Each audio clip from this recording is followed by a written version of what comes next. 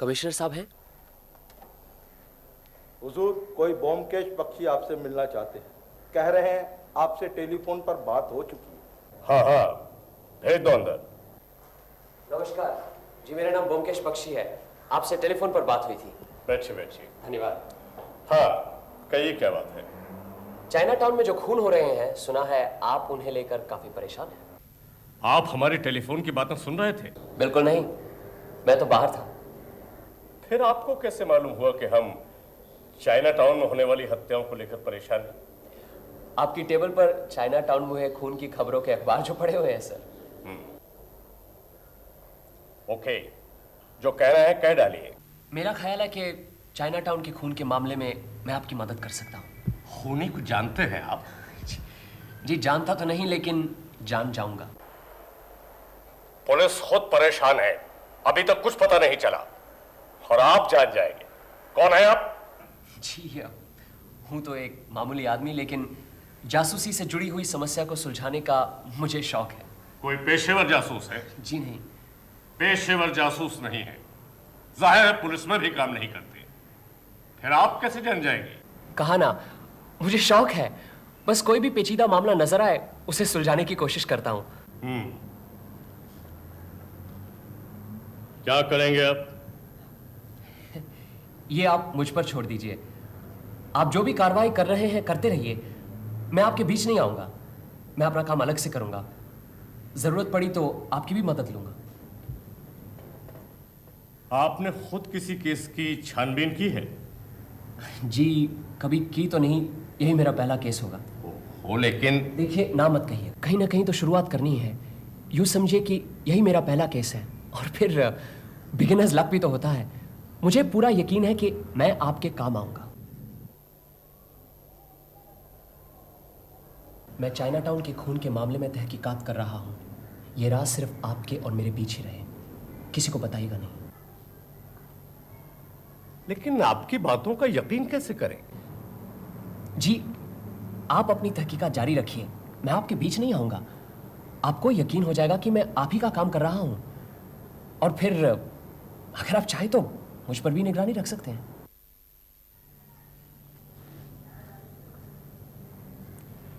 Okay young man, go ahead. Wish me good luck sir. Good luck.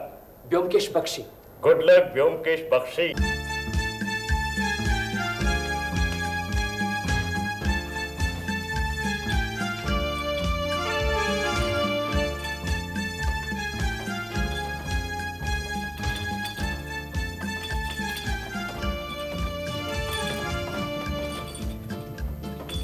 Doctor साहब नमस्कार।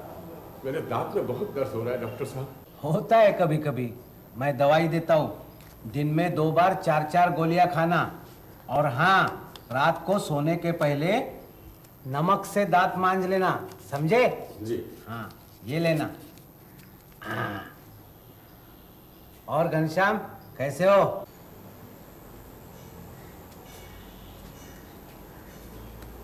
अनुकूल बाबू doctor तो अच्छे हैं, कम से कम अपने लॉज के लोगों से दवाई का पैसा तो नहीं लेते। पैसा लेकर करेंगे वो क्या? न बीवी न बच्चे। ये अच्छी कही।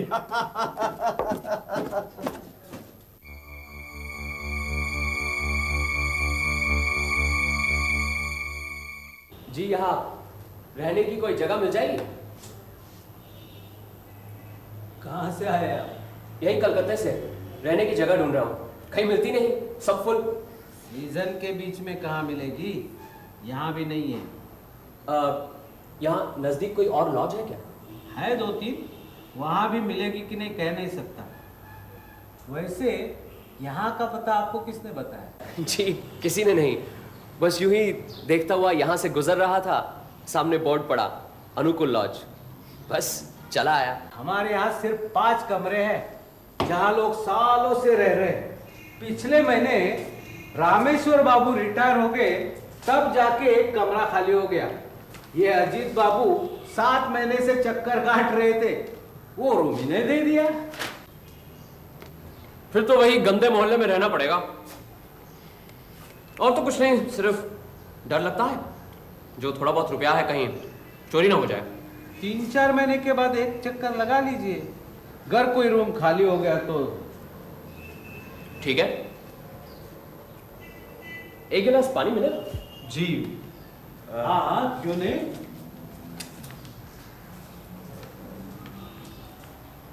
आपके ध्यान में है कोई जगह? नहीं, कोई खास जगह तो नहीं।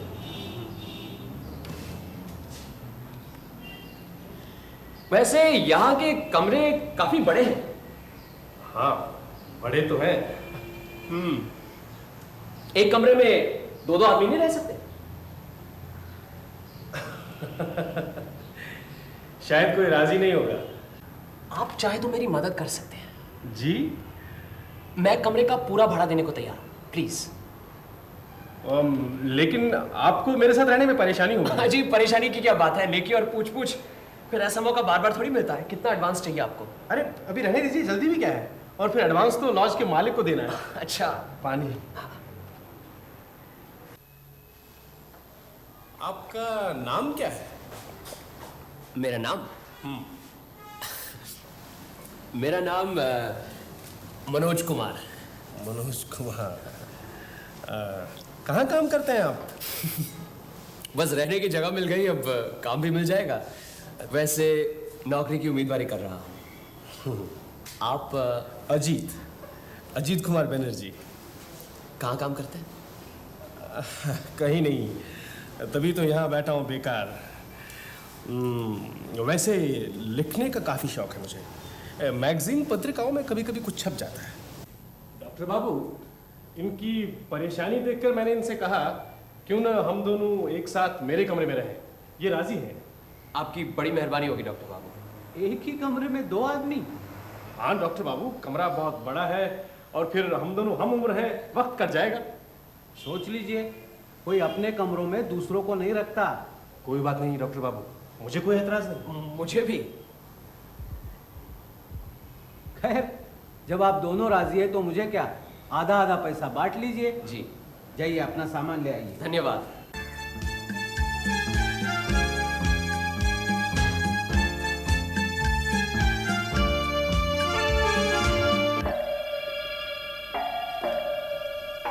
कोई पहचानता है इसे? चलो पंचनामा बनाओ।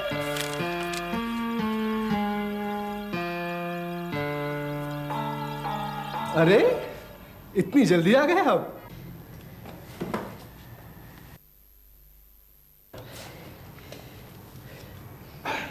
अभी अभी देखा है, नीचे किसी गरीब का खून हो गया। लाश फुटपाथ पर पड़ी है। यहाँ तो आए दिन खून और पुलिस का छापा लगा ही रहता है। हाँ, ये देखिए आज की खबर, 1 खून 4 गिरफ्तार। अजीब जगह। आप लोग यहाँ रहते कैसे? डर नहीं लगता?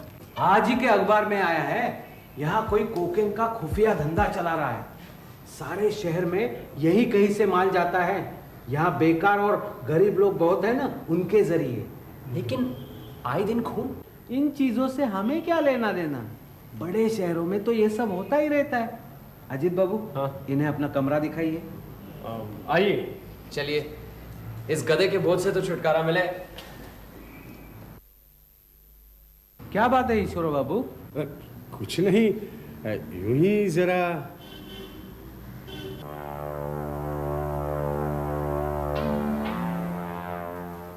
आओ,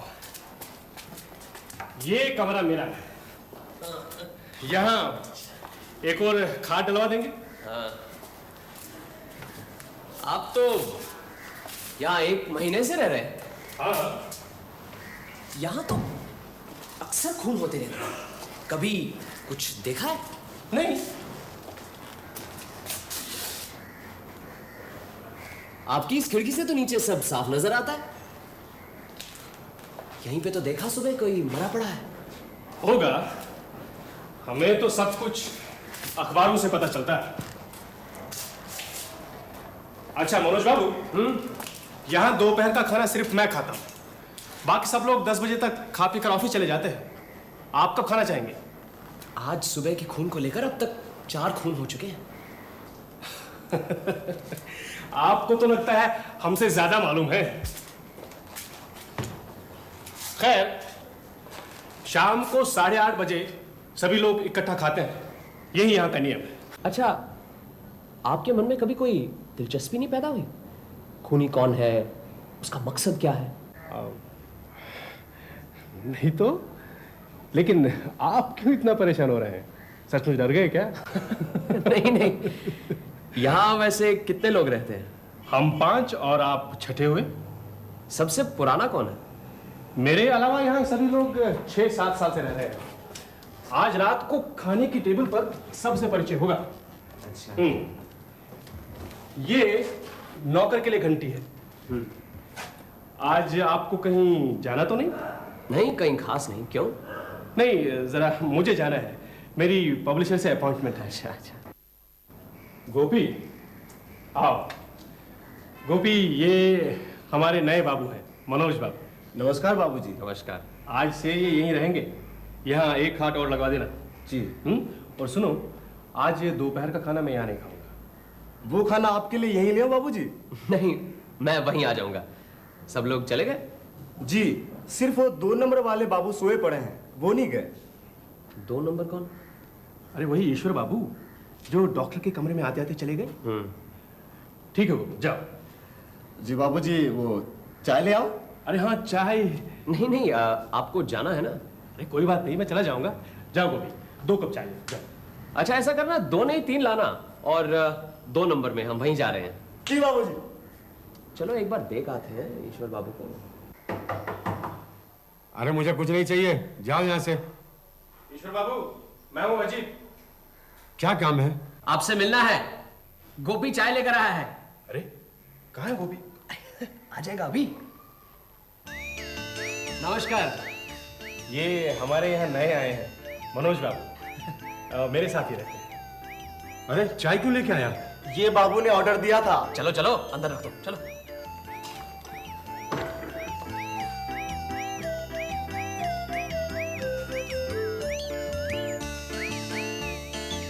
अरे मनोज बाबू, बैठो। नहीं नहीं, आप बैठिए बैठिए बैठिए।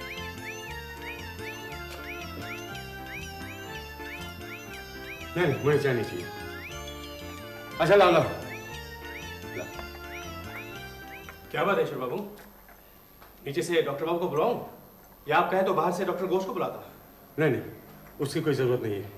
नहीं, आज सुबह भी आप कुछ घबराए हुए थे। घबरा तो सुबह मैं भी गया था। आज पहला दिन है। सुबह आते ही देखा लॉज के बाहर लाश पड़ी हुई।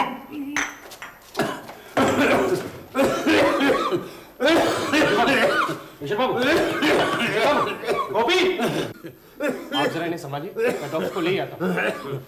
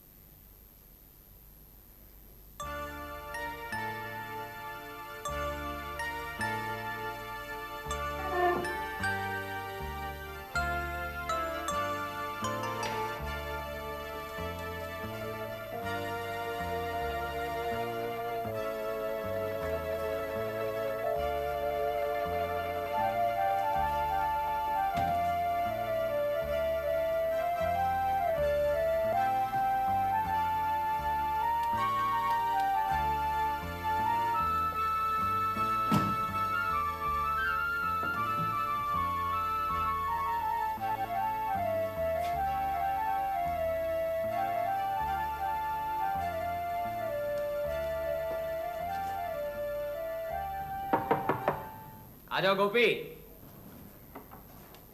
चाय लाऊं बाबूजी? बाद में ईश्वर बाबू ने फिर तो नहीं बुलाया? नहीं बाबूजी। अच्छा एक बात बताओ, ये 1 नंबर में कौन है? घनश्याम बाबू।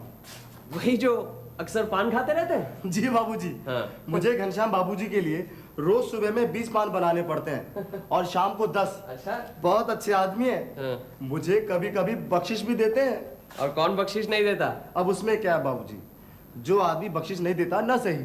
अब इस कमरे के अजीत बाबू को ही ले लीजिए, वो कभी बख्शिश नहीं देते हैं, लेकिन आदमी बहुत अच्छे हैं। और खराब आदमी कौन है? अच्छा इधर 3 नंबर में कौन रहता है? जोगेन बाबू। वो अद्भुत आदमी है बाबू, कभी रात के 11-12 से पहले नहीं आते हैं। उनके लिए हमेशा खाना रखना पड़ता है और कभी कभी तो खाते भी नहीं। इतनी रात तक कहाँ रहते हैं? क्या मालूम बाबू, वो खूब कभी कभी तो उन्हें ये भी पता नहीं होता है कि कमरा किधर है और बिस्तर किधर है। वो तो मैं संभाल लेता हूँ, वरना अच्छा बाकी सब शाम को आ जाते हैं? रात को सभी इकट्ठे खाना खाते हैं। चाय लाऊं बाबूजी? अरे चाय की जरूरत होगी तो हम खुद बता देंगे, तुम बार बार चाय क्यों पूछते हो? वो क्या है बाबूजी कि आप सबकी चाय बनती है तो उसमें थोड़ा मुझे भी मिल जाती है। क्या बख्शीश? अच्छा ये इधर वाला 5 नंबर? वो तो कभी किसी से बात ही नहीं करते हैं, बस किताब और किताब हमेशा पढ़ते रहते हैं। और छुट्टी वाले दिन तो नहीं बाबूजी, हम वो नहीं बताएंगे। क्यों, क्या करते हैं छुट्टी वाले दिन? आप यहाँ कितने दिन रहेंगे बाबूजी? रहेंगे बहुत दिन। ये रखो बख्शीश, अब खुश? अच्छा अब बताओ, ये 5 नंबर वाले बाबू छुट्टी वाले दिन क्या करते हैं? बाबू हाँ। वो सुबह से रात के 9 बजे तक कम से कम 10 बार चाय पी जाते हैं। 9 बजे तक क्यों, तुम बाद में भी पिलाते रहो। अरे नहीं बाबूजी, हफ्ते में 3-4 बार रात के 9 से 12 बजे तक बाइस्कोप देखते हैं। और इनके नाम से भी बहुत डर लगता है, भूतनाथ बाबू। भूतनाथ? 9 से 12 सिनेमा?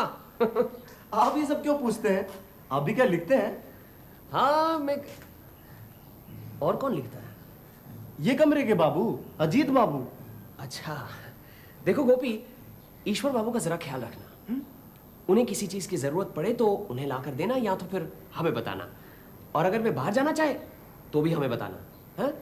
उनकी तबीयत जरा खराब है, इसलिए उन्हें बाहर अकेले नहीं जाना चाहिए, ठीक है? जी। और सुनो, हाँ चाय नहीं पिलाओगे?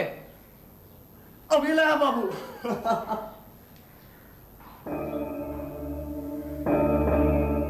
ये क्या कर रहे हैं आप? इधर आइए, बैठ जाइए। बैठिए बैठिए।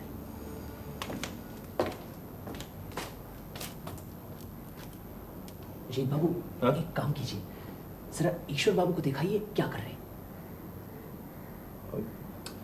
चाहिए ना प्लीज, जरा दिखाइए। पर क्यों? नहीं चाहिए ना।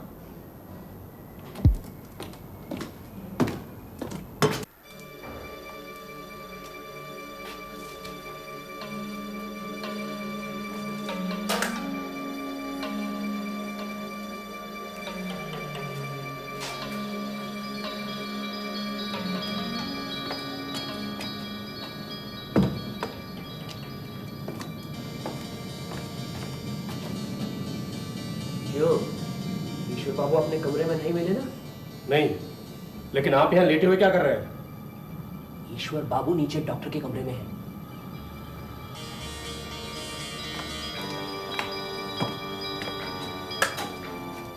तो फिर आपने मुझे ईश्वर बाबू के कमरे में क्यों भेजा है? पक्का करना चाहता था वही है कि कोई और है। इधर आइए, आप मेरी जगह पर लेटिए, आपको सब पता चल जाएगा। कभी कभी नींद ना आने पर ऐसा हो जाता है। मैं दवाई देता हूँ, खाकर सो जाइए। क्या बात है? ईश्वर बाबू इतने परेशान क्यों हैं? मामला गड़बड़ है। क्या गड़बड़?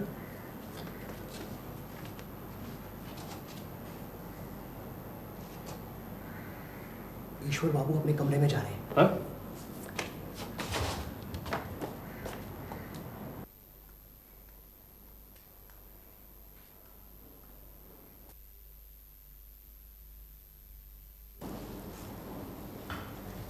ये लो बाबू, करम है। अरे क्या हुआ ईश्वर, खाना नहीं खाओगे? नहीं घनश्याम, कुछ अच्छा नहीं लग रहा है। हाँ? क्या हुआ ईश्वर को? आज सारा दिन घबराया सा है। ईश्वर बाबू क्या हमेशा से ऐसे हैं? नहीं, वैसे इन्हें कुछ ना कुछ लगा ही रहता है, ब्लड प्रेशर, डायबिटीज, लेकिन आज कुछ ज्यादा ही परेशान से है। कब से? सुबह से ही देख रहा हूँ, और सुबह भी कुछ नहीं खाया। क्यों भूतनाथ बाबू, आपका क्या ख्याल है?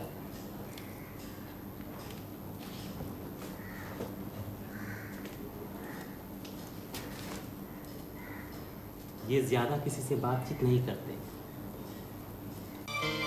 अजीत, अजीत, अजीत उठो, ईश्वर बाबू दरवाजा नहीं खोल रहे। उठो, चल, चल,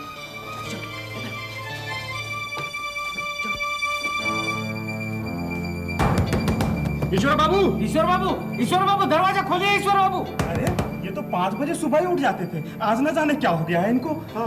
मेरे ख्याल से दरवाजा तोड़ देना चाहिए। हाँ? क्यों ना पुलिस को खबर दी जाए? अरे पहले देख तो लीजिए क्या बात है, शायद इन्हें पहले डॉक्टर की जरूरत पड़े। तोड़ दो दरवाजा। हाँ चल, चलिए चलो। ईश्वर बाबू करीबन 7 साल से हमारे लॉज में रहते थे। हर एक से उनका बर्ताव अच्छा था, कोई भी उनका दुश्मन नहीं था। लॉज का 1 रुपया भी बाकी नहीं रखा था, ना किसी से उधार लेते थे। पिछले 1 साल से वो डायबिटीज के मरीज थे, मैं ही उनका इलाज करता था। कल रात को वो कुछ ज़्यादा ही परेशान थे। रात को जब वो मेरी डिस्पेंसरी में आए तो बहुत डरे हुए थे, लेकिन बता नहीं पा रहे थे कि क्या बात है। मैंने सोचा रात में उन्हें आराम करने दूं, सुबह देख लूंगा। लेकिन आप क्या समझते हैं, उन्होंने आत्महत्या की? मैं तो यही समझता हूँ। मैं नहीं समझता, मुझे पूरा यकीन है कि उनकी हत्या की गई है। कैसे? कोई भी शख्स इतनी बुरी तरह अपना गला नहीं काट सकता। हत्या किसने की ये बता सकते हैं आप? जी नहीं, फिलहाल तो कुछ नहीं कह सकता। और आप? ऐसी हालत में बड़ा ही मुश्किल है कहना कि हत्या करने की वजह बता सकते हैं? जी नहीं, डॉक्टर बाबू ने अभी आपको बताया कि ईश्वर बाबू डायबिटीज के मरीज थे। अब ऐसे मरीज को रात में अक्सर पेशाब करने जाना पड़ता है, इसी तरह वो दरवाजा खोल के बाहर गए होंगे और हत्यारा अंदर घुस आया होगा। बहुत मसरूफ नजर आ रहे हैं अनुकुल बाबू, क्या नई दवाइयां हैं? हाँ, जर्मनी से आई है। हम ईश्वर बाबू के मौत के बारे में कुछ मशवरा करने आए हैं। अच्छा हो गया आप लोग आ गए, मेरी भी यही इच्छा थी। अब आप ही बताइए घनश्याम बाबू, क्या किया जाए? ईश्वर बाबू तो आपके करीबी दोस्त थे। मैं क्या बताऊं, मेरी तो कुछ समझ में नहीं आ रहा, इसीलिए तो हम लोग आपके पास आए हैं। मेरे दिमाग में 3-4 बातें घूम रही हैं। क्या?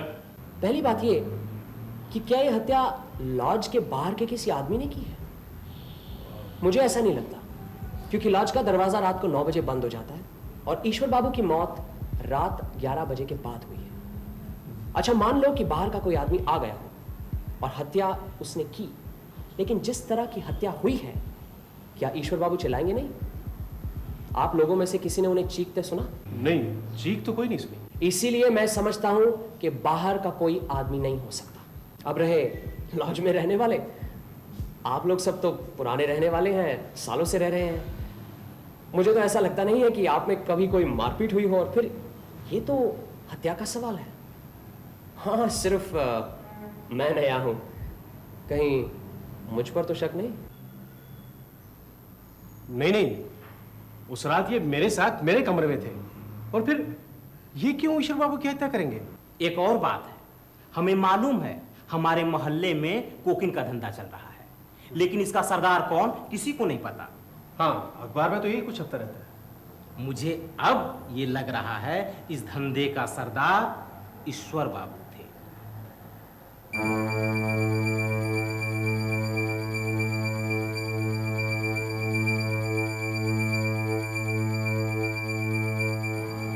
ये आप कैसे कह सकते हैं? मैं इसलिए कह रहा हूं कि ईश्वर बाबू को शायद यह शक हो गया था कि वो पकड़े जाएं। हाँ, ये हो सकता है। उस रात ईश्वर बाबू बहुत घबरा गए थे।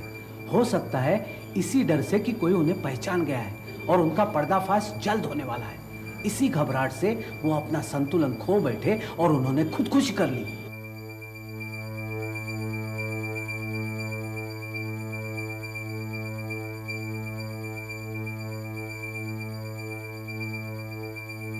चलिए यही रिपोर्ट थाने में लिखवा देते हैं। आपके नाम गिरफ्तारी का वारंट है। आपको इसी समय पुलिस स्टेशन चलना पड़ेगा। रामदन सिंह जी, गिरफ्तार करना है। ये क्या कर रहे हैं? ये देखिए, ईश्वर चंद चौधरी की हत्या करने के जुर्म में मनोज कुमार को गिरफ्तार करने का वारंट। आप में से किसी भी दो शख्स को शिनाख्त करनी पड़ेगी कि यही मनोज कुमार है।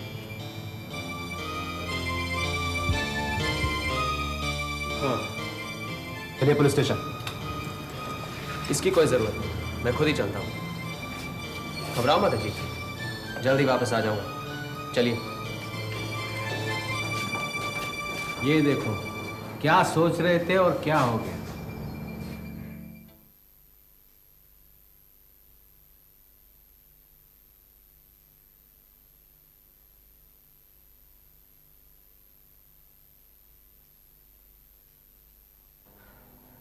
अरे तू?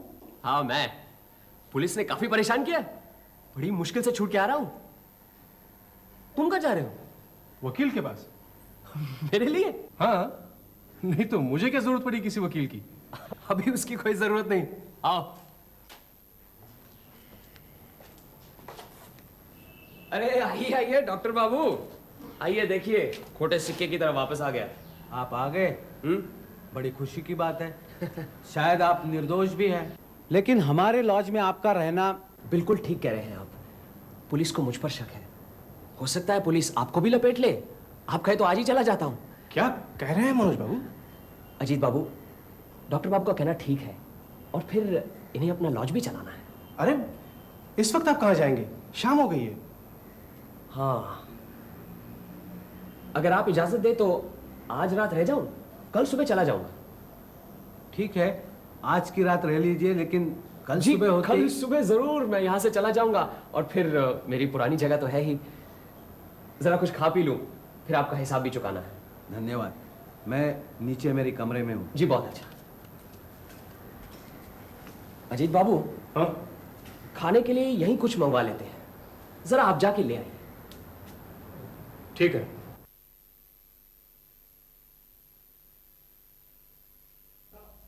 बैठिए। और ये रही आपकी आज तक की रहने की रिसीप्ट। डॉक्टर बाबू, कल से बिल्कुल सोया नहीं। आज खाने के बाद जरा लेटा तो नींद आ गई, उठा तो सर दर्द बढ़ता ही जा रहा है।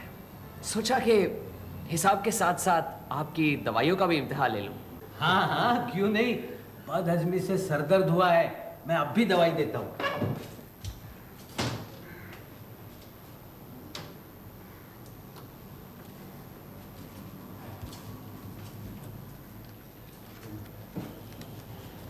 ये लीजिए, और आज रात को कुछ न लीजिए, ये दवाई खाकर सो जाइए। अच्छा, ये लीजिए आपके पैसे। नहीं नहीं, इसके पैसे की जरूरत नहीं है। नहीं नहीं, मैं तो भाड़े के पैसे दे रहा हूँ। हाँ। और अजीत बाबू, हाँ? ये आपके लिए दवाई। मेरे लिए? हाँ, तबीयत ठीक रहेगी, सोते समय लेना। ले लो ले लो, होम्योपैथी की दवाई से कभी किसी को कोई नुकसान नहीं हुआ।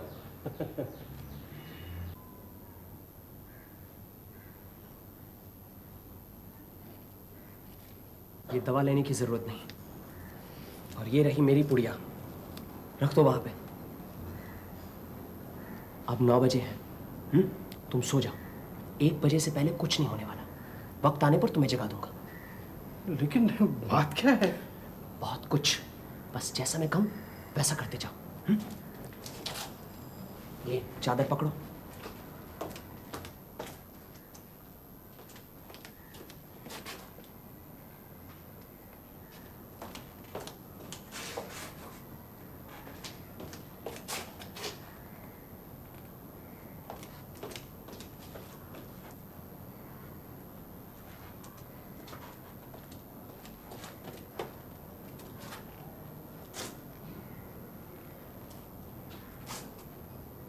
लाओ, चादर ढक दो।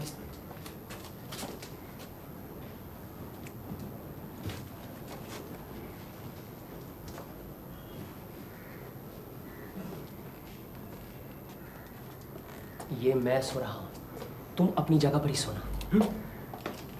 और ये अपने पास रखो, अगर जरूरत पड़े तो। हाँ? ये क्या कर रहे हो?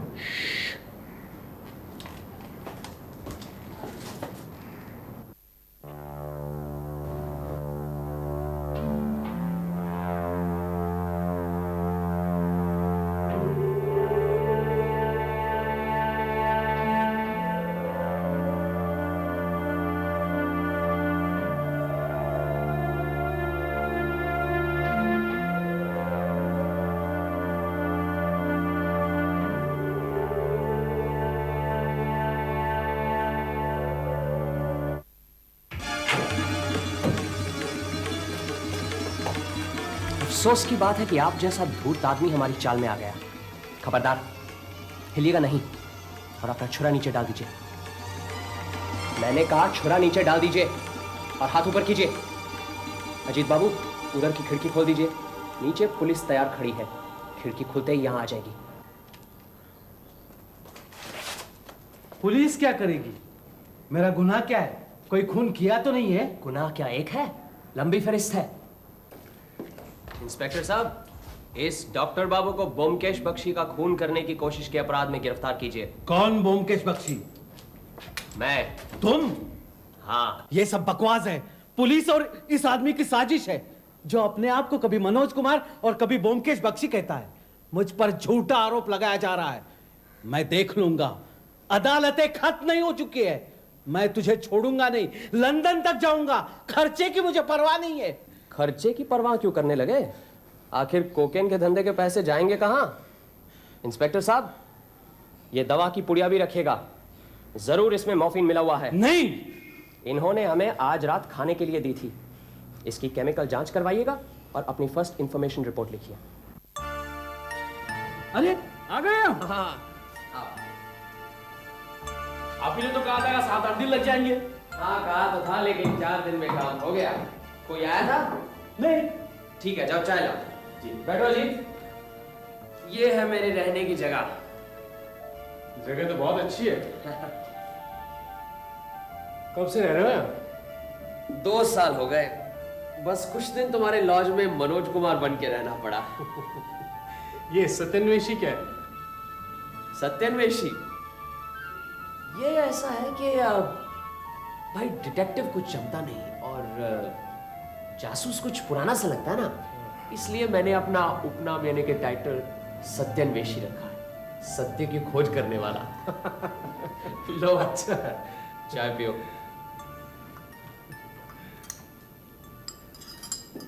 तुम्हारे मोहल्ले में आए दिन खून होने की वजह से अखबारों में काफी टिक्का टिप्पणी चल रही थी।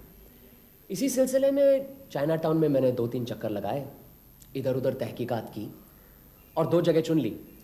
एक तो रॉयल बंगाल बोर्डिंग हाउस, दूसरा अनुकूल लॉज। पहले तुम्हारे लॉज में आकर रहा, सोचा कि पूरे मोहल्ले की छानबीन यहीं से करूंगा। तब भी थोड़ा सा शक था कि शायद दुश्मन का अड्डा यही लॉज है। फिर उस रात जब ईश्वर बाबू की हत्या हुई, तब मुझे पूरा यकीन हो गया कि कातिल डॉक्टर बाबू ही है। कैसे? उस रात करीबन 3 बजे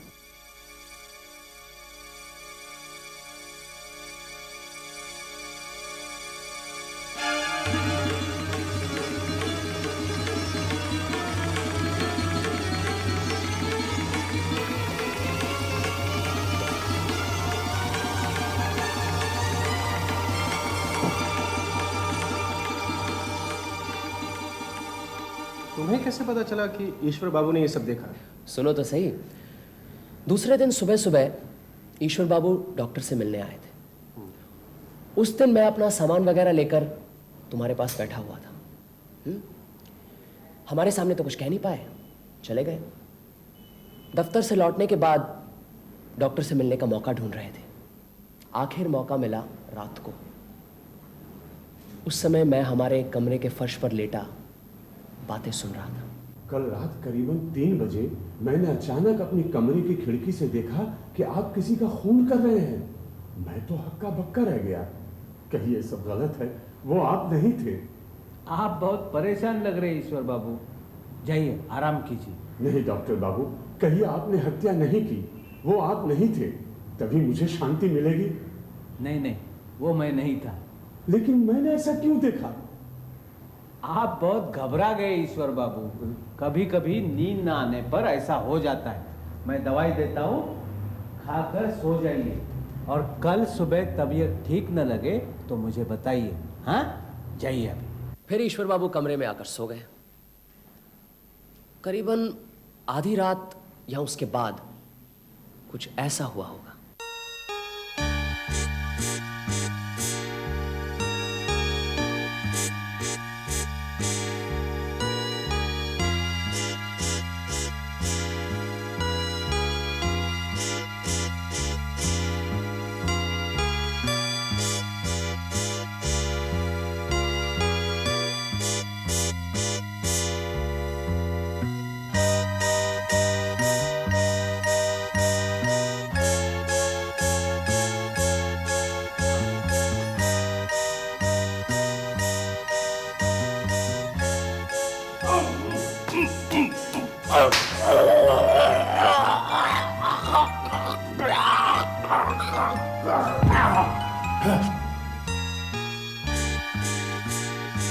डॉक्टर काफी दिनों से कोकेन का धंधा चला रहा था।